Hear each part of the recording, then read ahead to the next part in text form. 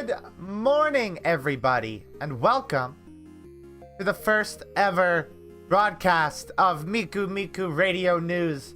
I am Luka, presenting to you live from my secluded base oasis. How is everybody doing today? Hello. I've been hyping this all week, and here we are, and I'm very excited. I got a good show lined up for you today. We got news. We got Vocaloid. We're going to talk about some games. We're going to talk about some games that just came out. Some games that are going to come out. A game that unfortunately is not coming out. And a game that unfortunately did come out. But for now, hey, how's everybody doing today? How's everybody, how are we feeling today? How's the Monday? How's everybody doing on this Monday? You know what you say? When is Luka going to make a YouTube Slenderman series but starring cats instead of people? So, fun fact, back in the day, Sean, aka Mr. Spam Tech, and I, and some other friends, actually did a Slenderman ARG. It was awful. It was terrible. It's not something I really ever want to talk about in depth. I might at some point. Maybe we'll do it for the Halloween video next year. We accidentally recreated JoJo with Slenderman.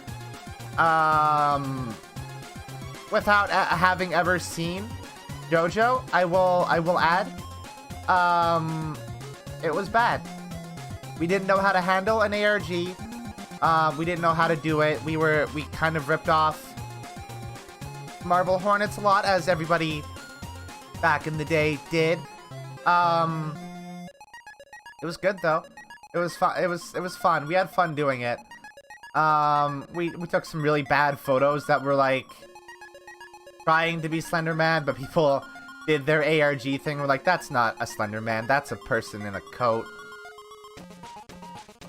Anyway, before we get into all of the newsy bits this week, let's have some tunes, shall we? Let's do that. Let's see if I have this working okay. Let me just do this real quick.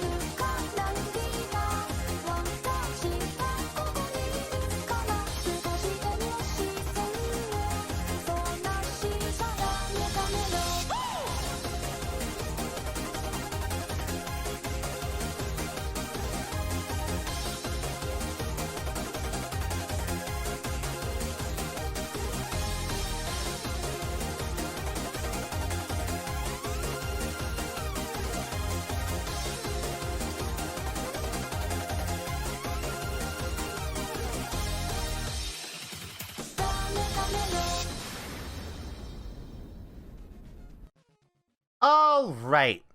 Our first story this week is the Nintendo Indie Direct. What happened last week? There were a lot of good things that were announced, and a lot of good things that actually came out on the day that the Direct happened. So we're gonna... I think I have the page open right here. We're gonna take a look at some of the things. I have trailers lined up. So this article is from GameSpot. I'm unfortunately using a GameSpot article as a source here, even though they're a shitty website. So first things first, Among Us. That's cool. Among Us is a cool game made by a very small team. It's very cool that they have been able to release their game on the Switch. Until you consider how Nintendo has their voice chat set up. And then you realize, oh fuck, I'm gonna have to use my phone or my PC anyway to set up Discord for voice call for Among Us, and it's very unfortunate. There's Spelunky and Spelunky 2, that's exciting. People like those games. I'm not a super huge fan. They're a bit too roguelike for me, as opposed to being roguelite. But people like them, and apparently they like them enough that they got to make a sequel. So that's cool. I don't know what the fuck Grindstone is. Switch Among Us have crossplay? I imagine it would. I don't think it says. No, it doesn't say. And now you'll be able to play Among Us on Nintendo Switch. Does it have crossplay? Thank you, Duval, for clarifying that. So something that bothers me here. Even a year later, Grindstone is perhaps the standout game on Apple Arcade. I don't know what the fuck Grindstone is, but I know that Sayonara Wild Hearts initially released on Apple Arcade, and Sayonara Wild Hearts is the standout game on Apple Arcade. I don't know what Grindstone is. It might be cool. We're not gonna look at the trailer. I don't really care. The name does not inspire joy in me. Super Meat Boy Forever. That's cool. I guess that's a sequel to Super Meat Boy. Super Meat Boy is a good game. I'm not so hot on Edmund McMillan as of late because he's not a super duper cool dude, but Meat Boy's good. I would probably buy a Super Meat Boy Forever. That sounds fun. And hey, there's Cyber Shadow, which is that's that game what's been made by the people who made Shovel Knight. They are now done making Shovel Knight. Shovel Knight is now a done game. Yeah, we're not gonna look at Fist-of-Fluffs. I don't know what Fist-of-Fluffs is. Wait, hold on. We're gonna look at Fist-of-Fluffs real quick. I don't know what this is. That's Among Us. Thank you. Thank you, though. I don't wanna... What's Fist-of-Fluffs? I don't know what Fist-of-Fluffs is. It's a cat brawler? Cool. We're gonna talk about a different cat game in a second. So, we're gonna look at the trailer for Cyber Shadow, because I have not seen it yet. Oh, I gotta get different screen up here. This one. There we go. So let's look at this together. I have not watched this yet.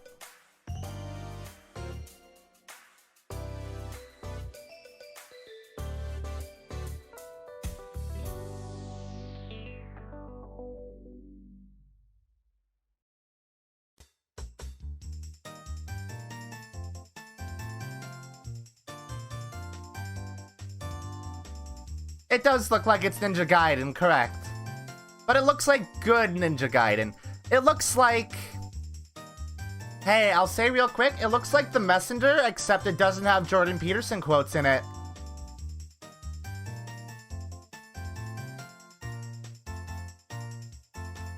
That looks cool. That looks like a cool video game. So something that... There are two things that GameSpot does not warrant mentioning in their article. First and foremost being a better... Hold on. Oh, that's... Why is that happening? I didn't press play on that. First and foremost being an actually good, fun, roguelike contrary to what I just said about Spelunky and Spelunky 2, this game is more of a roguelike than a roguelite, but I like it a lot, so let's take a look. This game is good. It's out now on Switch. You should play it. You should buy it. It's incredibly good. Dicey Dungeons is like one of my standout roguelites from... Was it last year? Did Dicey Dungeons come out this year or last year? It came out at some point. Dicey Dungeons fucking rules.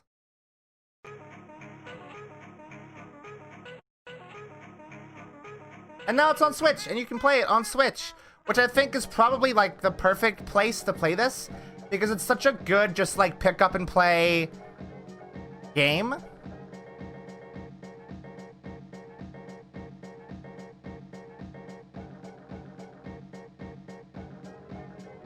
It's very cool. Very good video game. So we got that, and then, I don't know, the thing that, like, the game that I think deserves a lot more notice that people aren't really talking about a whole lot is my favorite character in Dicey Dungeons, probably the Witch. The Witch is very fun, and I just like witches in general. Needle, we are on the same fucking wavelength there. Okay, so another game that GameSpot unfortunately does not inform people is out now and that you can play is Calico, which is a nice little open world little exploration game where you get to run like a cat cafe. And it's very cute. It has a very nice aesthetic. The trailer is not doing a good right now. I will say this game does suffer a little bit from some serious indie jank, but we love indie jank here. That's one of the things that unites us. Yes, this is the giant cat game. This game lets you have a munchkin cat as a mount, like the person here is riding a red panda. Also, you can cook, and you're super tiny when you cook. You can put hats on cats. You can have a pig. Look at that pig. That's a good pig.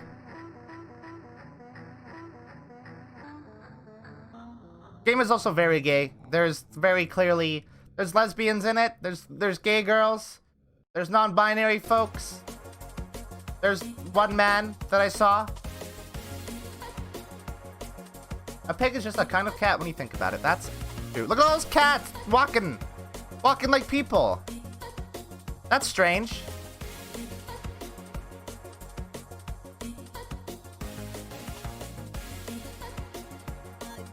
Love that. Look at that cat. That cat's walking normally. Oh yeah, you can wiggle the cats whenever you want. You pick up a cat and you can wiggle it. I don't know, I've never seen that before. You can Katamari a cat?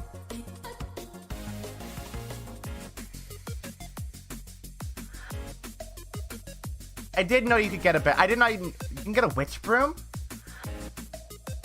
Oh my god, you can get a witch broom. This looks like a city of cats. It looks like a city of cat people. Of walking, talking cats.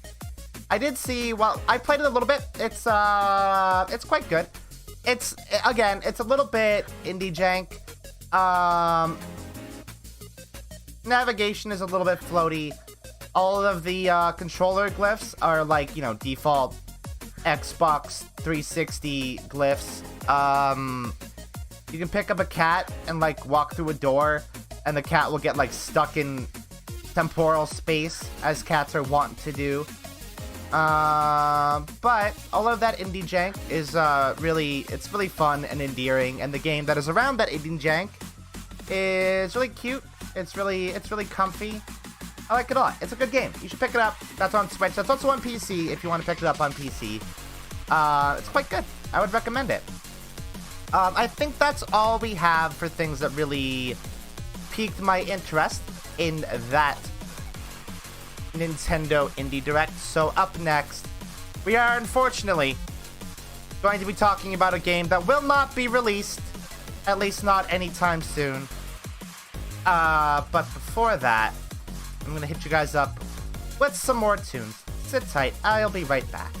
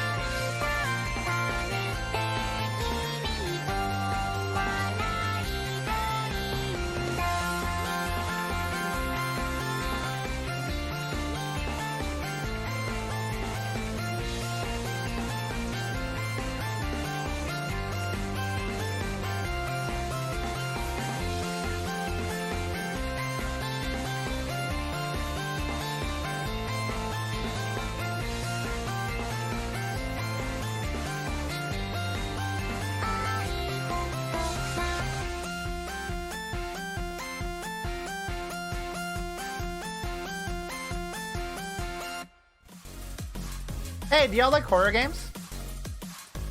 There's this really good horror game that if the Chinese government has anything to say about it, you will never, ever, ever get to play. That's right, we're talking about Devotion. Because this is a story that has been ongoing for the last almost 2 years, we're gonna have to do a little bit of background on it. So, Devotion is a horror game developed by Red Candle Games, the people who made the stellar, somewhat problematic by the end, horror game Detention. They are a Taiwanese game studio. And as we all know, China and Taiwan they're in a complicated relationship right now. Taiwan is a free country and China tends to disagree with that. So, when Devotion released, there was a meme referencing Chinese leader Xi Jinping in a meme with Winnie the Pooh, which Xi Jinping doesn't like. Winnie the Pooh is literally banned in China. So upon the game's release, it got review bombed. The article here says from Chinese players, and I don't know if that's entirely accurate. I would more likely say it was review bombed by Chinese players and also bots. Following that, Devotion was removed from Steam.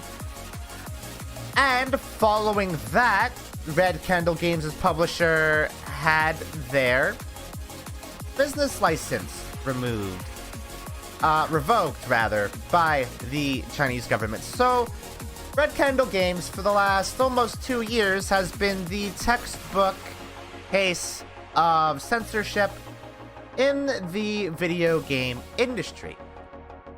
So, it was very exciting when last week, Red Candle Games announced that the game would be coming to GOG. A platform that is DRM free, apparently incredibly pro-consumer, supposedly owned by CD Projekt, who we will be talking about a little bit later. Very exciting. Red Candle Games put out a tweet with a little tiny trailer, and then upon seeing that trailer, I promptly took a nap, happy as can be.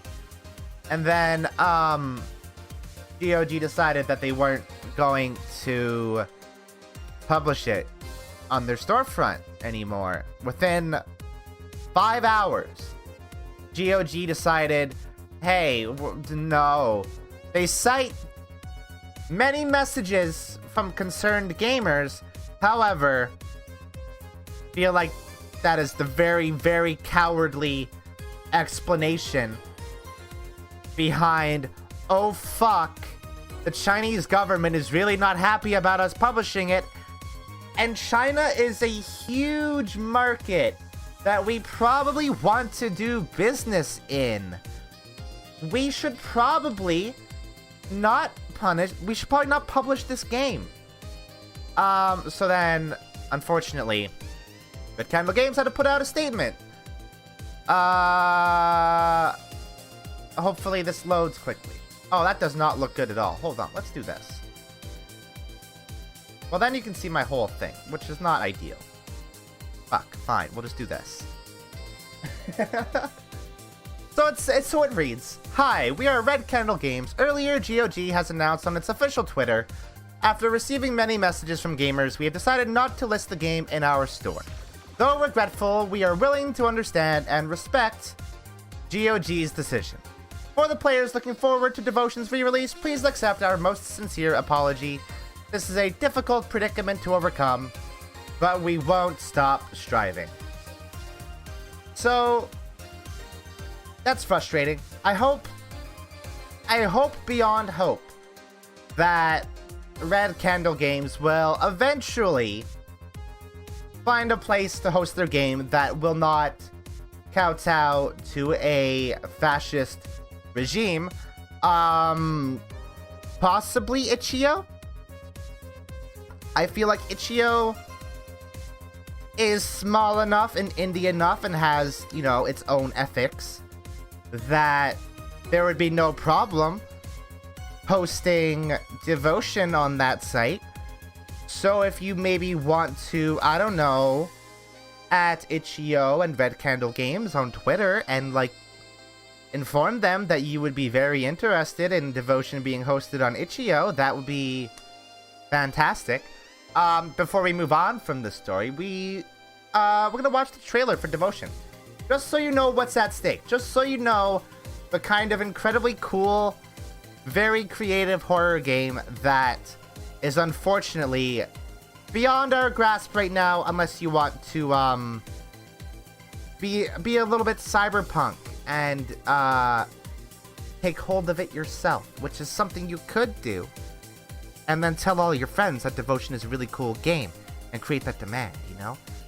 So let's take a look at the trailer. It's a really fucking cool game. I'm gonna tell you right now, it's super cool.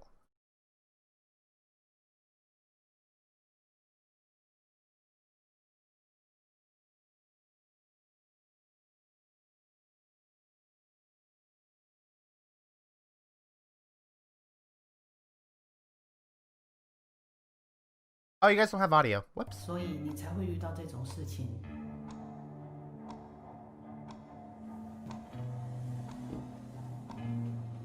你放心，慈姑观音非常灵验，你只要拿出诚心，所求之事一定可以达成。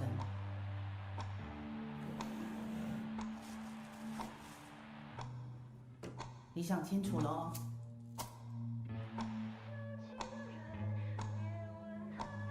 那我们现在就去慈姑观音面前发愿。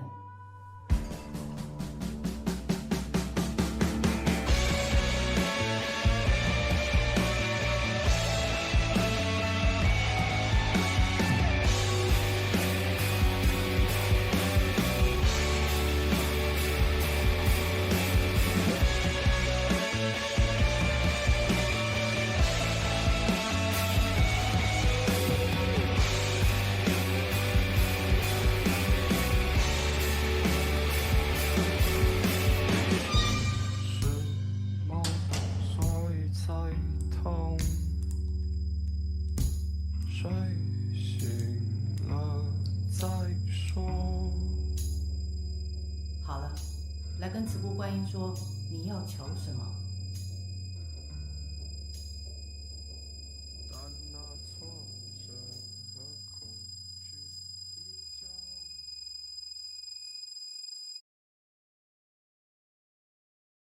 So yeah, that game looks really, really, really, really fucking cool. The art in that last shot is like so good. It looks so cool. Yeah, that is unfortunately not coming out. Hey, so hey, I'm gonna say this real quick. If you want to see a particular space-dwelling cat girl play that on stream at some point, you should probably let Itch.io and Red Candle Games know that you want that to come out. It's like, I usually don't play horror games. I would probably play that because, like, it looks cool, and it deserves for me to play it at this point. Anyway, before our next break, or rather, before we get to our next story, we're going to take a little break, but coming up, we are going to talk about a game that unfortunately came out a couple weeks ago, and the issues that the studio that released it has been going through for the last week and a half. We will also have an exclusive interview, a live interview with the president and joint CEO of said company. So, you know, be excited for that. I just realized I didn't have music queued up, so I'm gonna vamp for a second. And by vamp, I mean talk about how I'm vamping, because that's the best way that I know how to vamp. Is Luka going to glitch out of her chair during this interview? Hey, no spoilers. Okay, here we go. Alright. There's so much delay on this. This is why I could not actually actively play Project Diva, because... Listen, I'll explain the setup on Discord after the stream. My setup here is fucked. Anyway, I'll be back.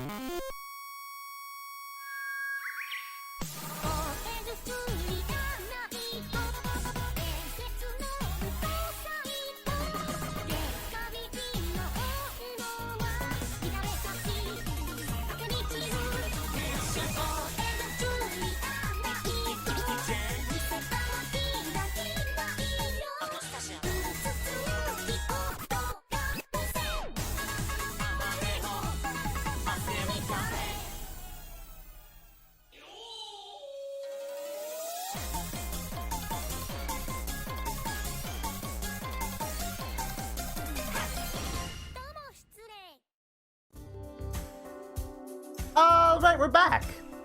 Alright, so our main story today is the game that unfortunately came out on the 10th and has had no end of trouble since then. Riddled with bugs, problematic to a fault, and just generally, what's the word I'm looking for? Bad? Bad. Bug snacks, yes, exactly. Bug snacks released, it was terrible. The worst game ever. I'm trying to, like, preload this playlist right now, and it's not working well. Yeah, Cyberpunk 2077 came out. I've played it. It's not good. There are a total of 2 likable characters in this fucking game, and when I did play it, it was buggy as fuck. It was buggy as fuck. We're gonna take a look at some of these bugs right now. Once I get it on screen, there we go. Let's take a look. If it will go good. It probably won't because it's a Twitter video.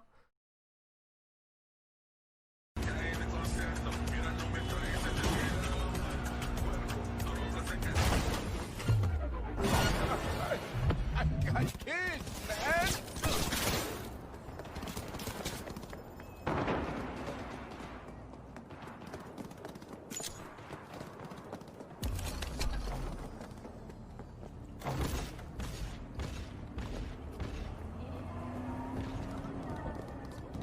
Hola. How are you? Incredible. Fantastic. The stellar gameplay that all of the gamers these days came to expect. We also have this one. This is my favorite clip of the fucking week. Let's look at this one. This one's my fucking favorite. It's so good because there's no fucking explanation for why it happened. Also, wow, this is bitrate as fuck. Thanks, Twitter compression. Oh. Endlessly ascending. That's fun. That's a fun little bug. That is my favorite clip of the fucking week. So there's a lot of news about good old Cyberpunk this week, starting with the fact that the game sort of got pulled from PS4. Hold on. I'm gonna just like hide one of these bookmarks in my window right now. So the game literally got delisted on PS4. Sony started offering refunds, which is completely fucking unprecedented. That has never, I don't think that has ever happened before, where a fucking console manufacturer was like, oh fuck, okay, this game's fucked up, we have to offer refunds. So here's the statement from the CDPR. We're gonna read it in its entirety. I'm gonna pick it apart a little bit because it's so full of shit. It's so full of lies. So the statement reads: Dear gamers, first of all, we would like to start by apologizing to you for not showing the game on base last-gen consoles before it premiered, and in consequence, not allowing you to make a more informed decision about your purchase. We should have paid more attention to making it play better on PlayStation 4 and Xbox One. So, I'm gonna say right now, they purposely did that. They purposely did not let you see what the game looked like on on last-gen consoles. They had NDAs, and they were literally striking people down who showed footage of the game even slightly earlier. Not even footage, but screenshots. They did this on purpose so people would still buy the last-gen versions of the game, knowing that it was not up to snuff, because how could you fucking not? Second, we will fix bugs and crashes and improve the overall experience. The first round of updates has just been released and the next one is coming within the next 7 days. Expect more as we will update frequently whenever new improvements are ready. After the holidays, we'll continue working. We'll release 2 large patches starting with patch number 1 in January. This will be followed by patch number 2 in February. Together, these should fix the most prominent problems gamers are facing on last-gen consoles. We will be informing you about the contents of each patch ahead of their release. They won't make the game on last-gen look like it's running on a high-spec PC or next-gen console, but it will be closer to that experience than it is now. That's not the problem. The problem is not the fact that Cyberpunk 2077 does not look like it's running on a high-spec PC or next-gen consoles. The problem is CD Projekt. The problem is that you released a fucking broken game that doesn't work.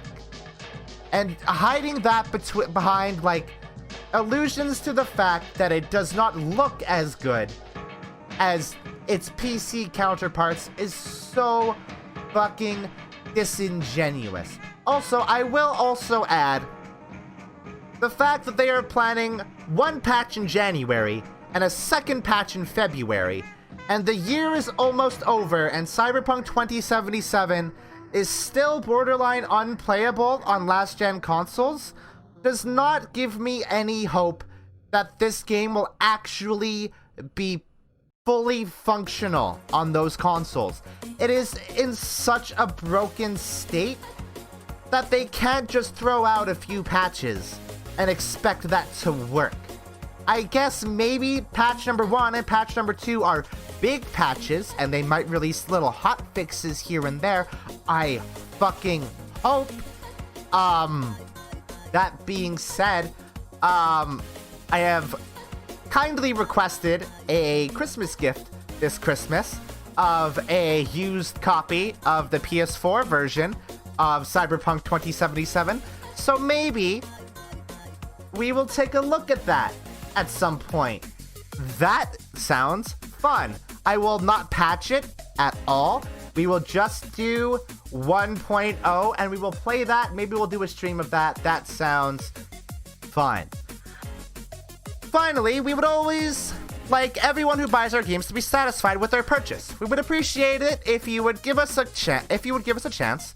But if you are not pleased with the game on your console and don't want to wait for updates, you can opt to refund your copy.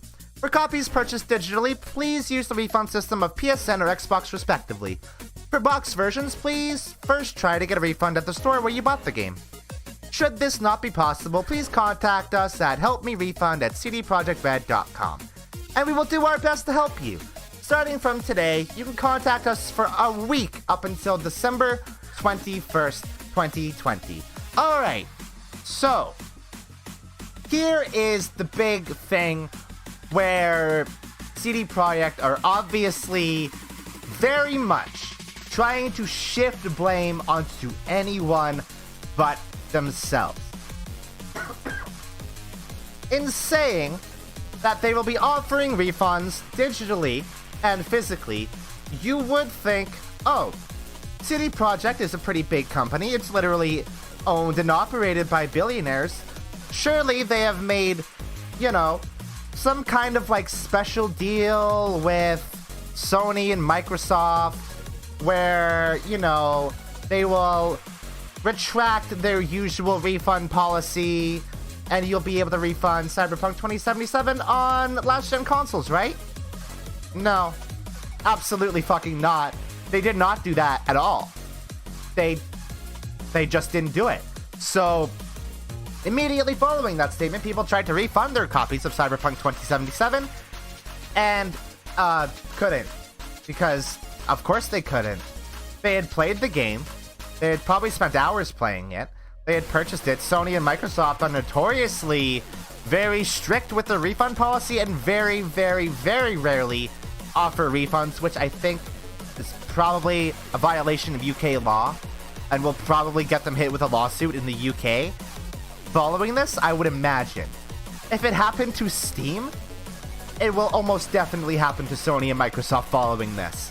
And of course, obviously, you cannot go into a brick and mortar store with an open game and say, hey, I would like to have my money back for this. It's not good. They don't do that. They simply do not do that, which again, is not exactly very pro-consumer at all. At least with like a GameStop or an EB Games, you can trade it in for store credit. However, that is probably significantly less money than you paid for it.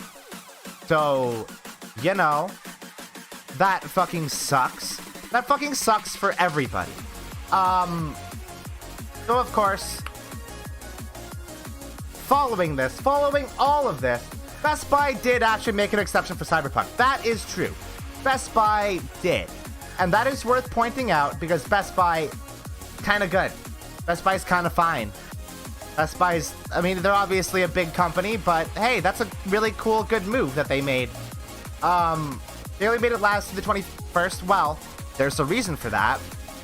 Because, you know, that's what CDPR said. That's what CDPR literally said in their statement here.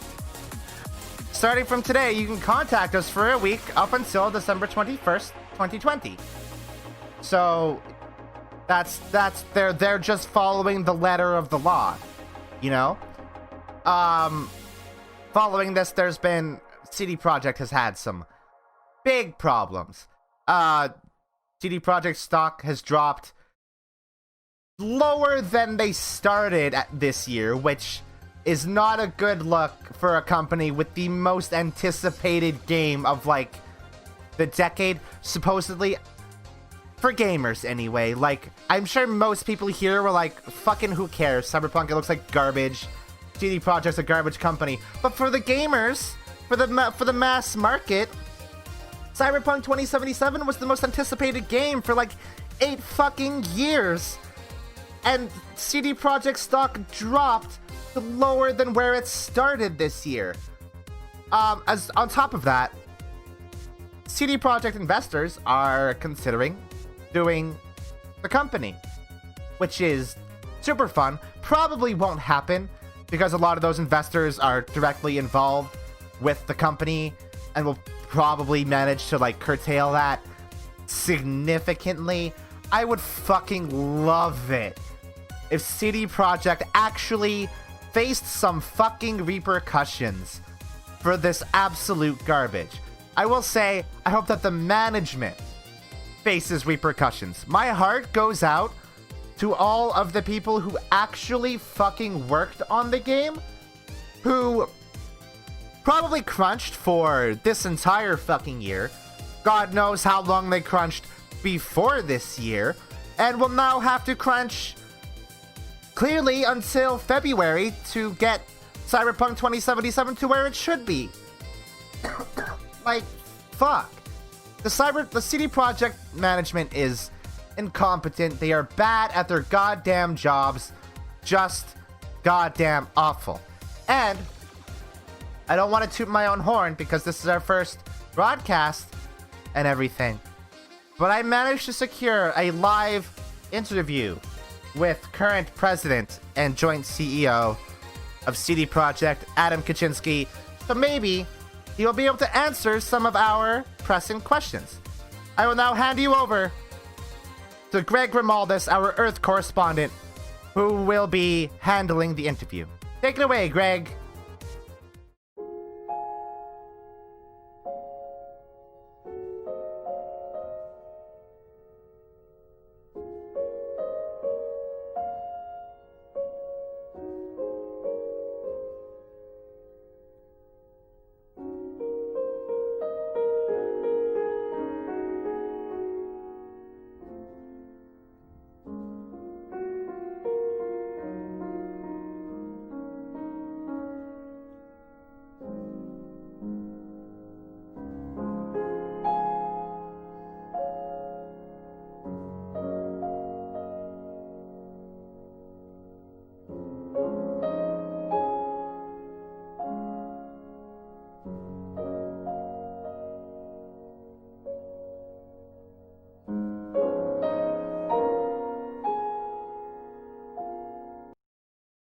Huh.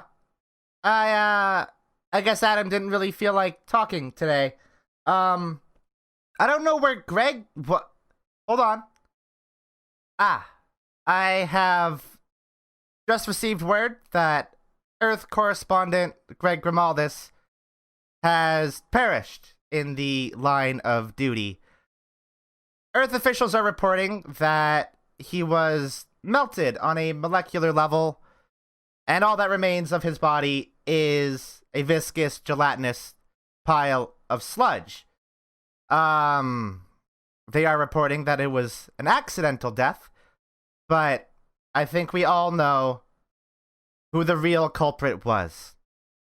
CD Projekt, you have made a very, very powerful enemy on this day. Very powerful. Before we move on, let us take a moment of silence for dearly beloved, hard-working Earth correspondent Greg Grimaldis.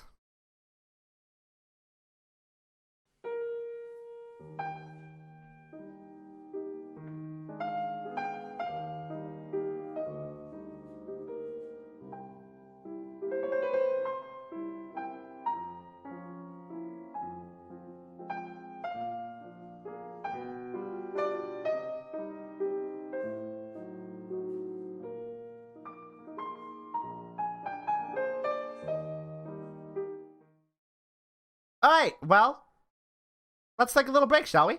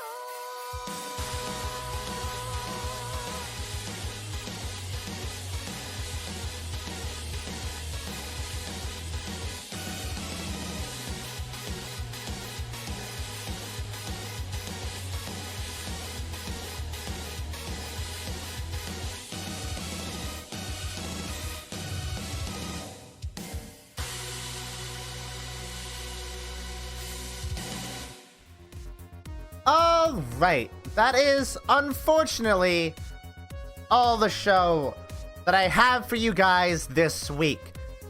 Don't worry though, we have plenty of other programming coming up on the Luka stream this week.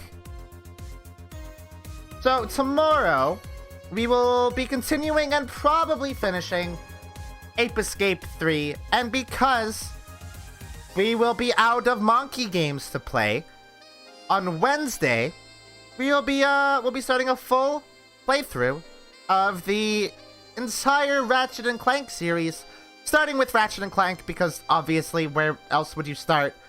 You start with the first game. I'm very, very, very excited for that. I'm very excited for this era of, like, me playing, you know, the Collectathon, 3D mascot, 3D platformer mascot, whatever the genre you call it, games from the PS2, because that's, like, that is the shit that I grew up on and very much loved. There will be no stream on Friday this week, because it's Christmas. I don't know why you would have expected there to be a stream on Friday, but there will not be one, unfortunately. And then on Monday, next Monday, we'll be back with more Miku Miku Radio news. That one will probably be longer. It really depends, I think, on how much news there is in a week. This one is a little bit shorter than I would have liked, because there wasn't a whole lot of news this week, or last week rather. But hey, we still managed to hit an hour. That's nice. Yeah, anyway, I love you all. I hope you all have a wonderful morning, afternoon, or night. Oh, wait, before I go, this will be uploaded on YouTube tomorrow. I guess I'll just be eating the copyright claims that the music will have on it, because who cares? I don't make money on my videos anyways. Yeah, so if you missed the beginning, or you want to share it with your friends, it'll be on YouTube tomorrow. Probably around when the stream will be starting tomorrow. Anyway, I love you all. I hope you all have a wonderful morning, afternoon, or night. And as always, good sleep.